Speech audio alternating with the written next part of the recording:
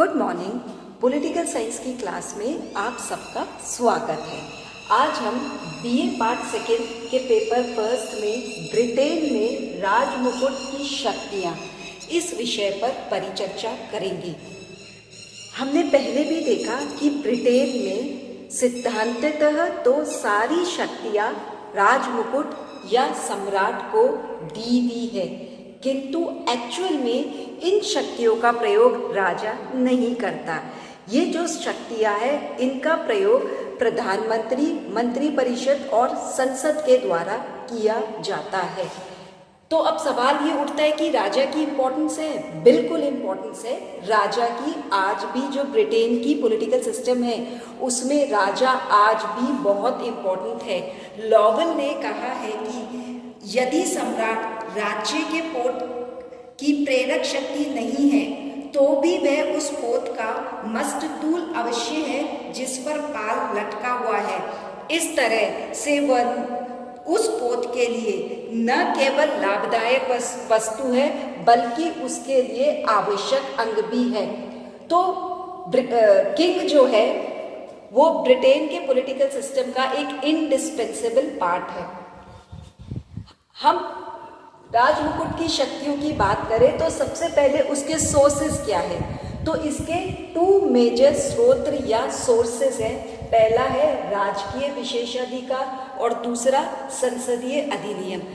राजकीय विशेषाधिकार से क्या मतलब है कि वो शक्तियाँ जो कि पहले जब राजा निरंकुश था वह उन शक्तियों का प्रयोग करता था।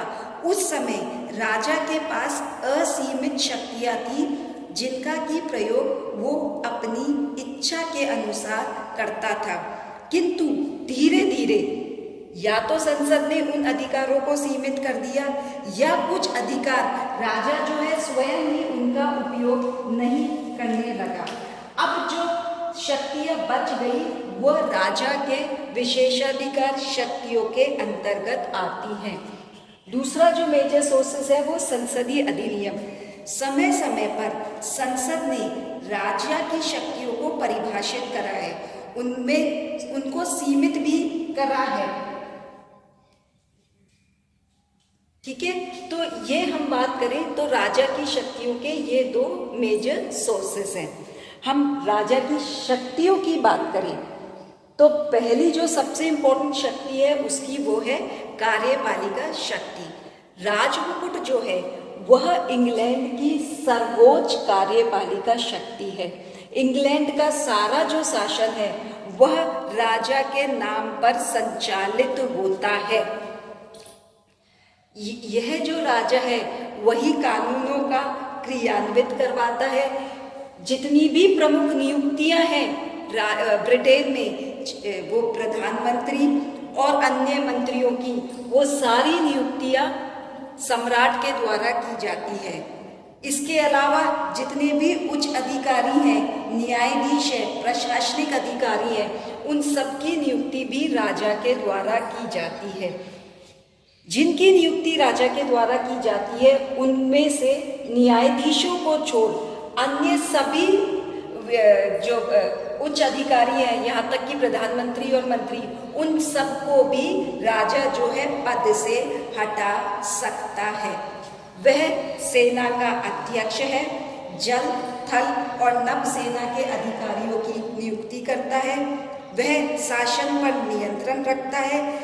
इंग्लैंड का जो अन्य देश है विदेशों के साथ संबंधों का संचालन करता है। राजदूतों और वाणिज्य दूतों की नियुक्ति करता है। स्थानीय सरकारों के कार्यों की देखरेख करता है। उपनिवेशों के गवर्नर व अन्य उच्च अधिकारियों की नियुक्ति करता है। उपनिवेशों के शासन की देखभाल करता है। तो अगर हम देखें उसकी कार्यपालिका की संबंधी शक्तियाँ तो जो राजमुकुट है उसकी जो कार्यपालिका की शक्तियां हैं वो बहुत महत्वपूर्ण और व्यापक है। ऑग ने सम्राट की कार्यपालिका की जो शक्तियां हैं उसकी तुलना अमेरिका के राष्ट्रपति से की है और कहा है ठीक उसी प्रकार से जिस प्रकार संयुक्त राज्य का राष्ट्रपति राष्ट्रीय प्रशासन की व्यापक शाखाओं का संचालन करता है, ब्रिटेन में राजमुकुट के नाम से प्रसिद्ध सामूहिक शक्ति अपनी देखभाल व अपने नियंत्रण में राष्ट्रीय कानूनों को लागू कराती है, राष्ट्रीय करों को वसूल करती है और राष्ट्रीय व्यय का प्रबंध तथा अन्य कार्य ऐसे करती है जिनका करना देश के शासन कार्य के संचालन के लिए आवश्यक है।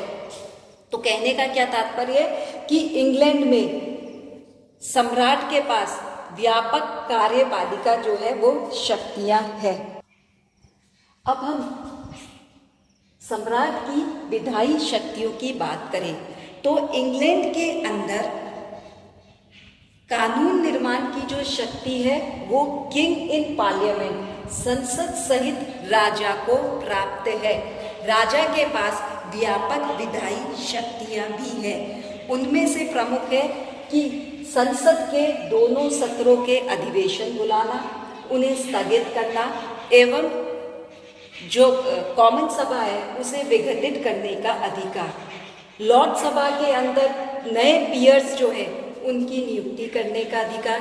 जब संसद का सत्र बुलाया जाता है तो उसमें जो उद्घाटन भाषण होता है उस उद्घाटन भाषण जो है वो सम्राट द्वारा दिया जाता है, जिसमें कि देश की नीति पर प्रकाश डाला जाता है।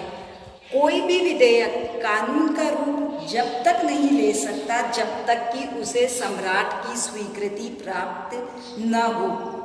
अगर संसद का अधिवेशन न चल रहा हो तो सम्राट अध्यादेश जारी कर कानून का निर्माण कर सकता है।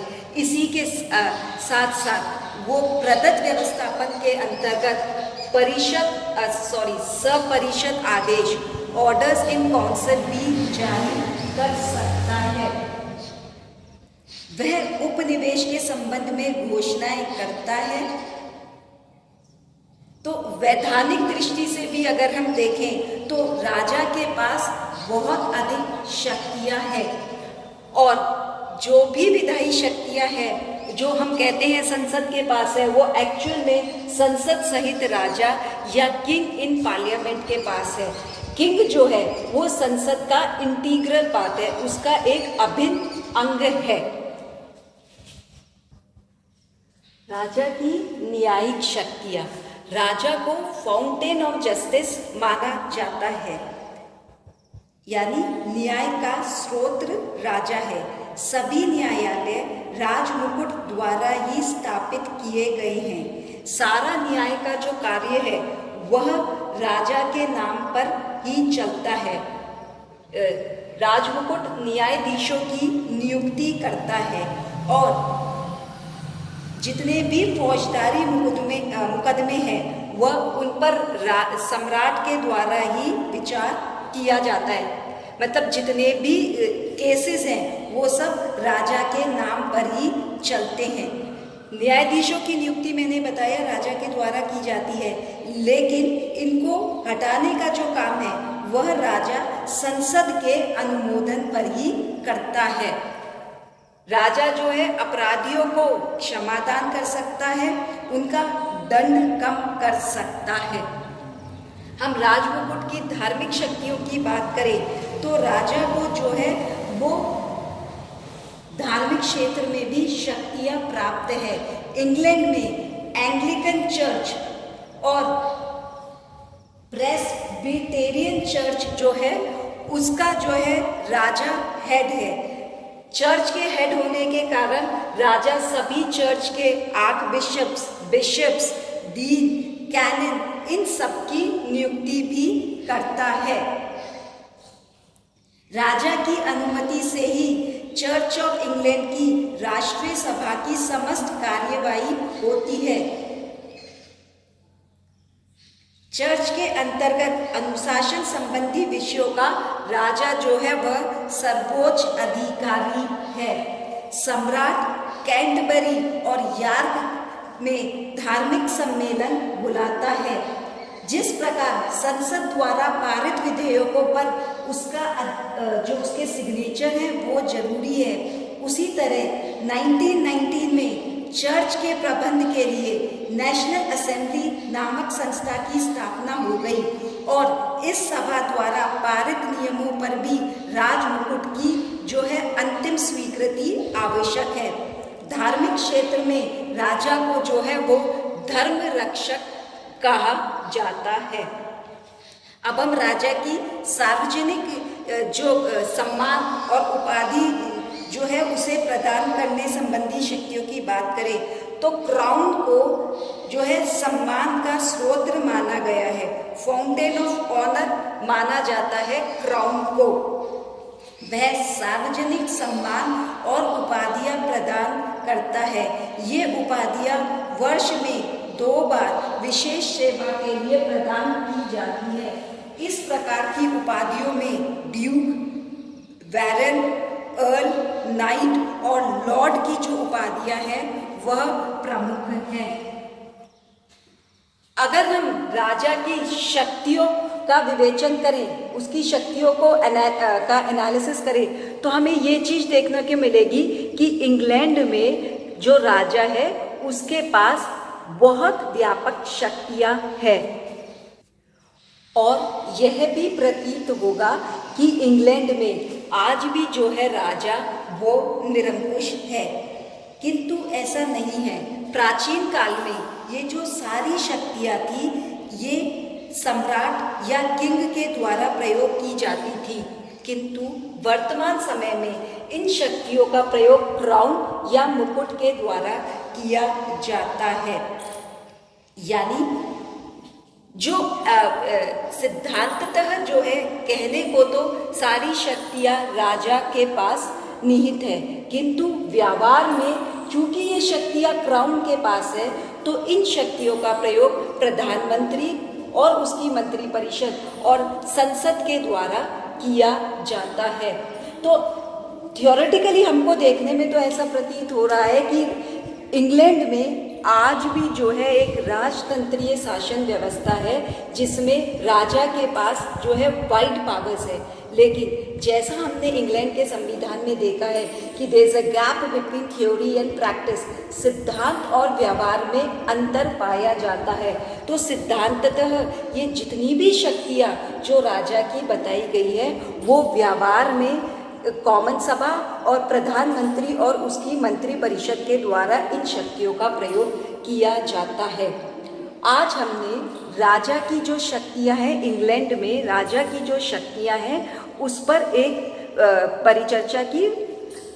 राजा की शक्तियां हमने देखी, उसकी कार्यपालिका, विधायी, न्यायिक, धार्मिक और उपाधि के संबंध में राजा के पास इंग्लैंड में विस्तृत शक्तियां हैं, इतनी ही शक्तियां जितनी कि अमेरिका में राष्ट्रपति के पास है, किंतु व्यवहार में इन शक्तियों का प्रयोग राजा के द्वारा नहीं किया जाता। अगले व्याख्यान में हम राजा की जो एक्चुअल स्थिति है इंग्लैंड के अंदर कि राजा की क्या एक्चुअल पोजीशन है, स्थिति है और राजतंत्र का औचित्य क्या है, इस विषय पर परिचर्चा करेंगे। आशा करती हूँ आज का जो व्याख्यान है आपको समझ में आया होगा। Thank you.